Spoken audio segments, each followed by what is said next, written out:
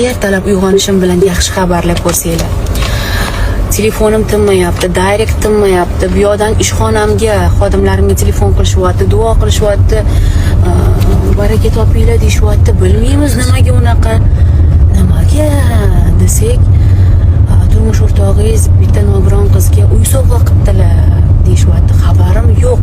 Bir og'iz aytib qo'ymaganlar. Dugonalarim telefon qilib Shahzo baraka topdim. Hamma meni duo qilyapti-da.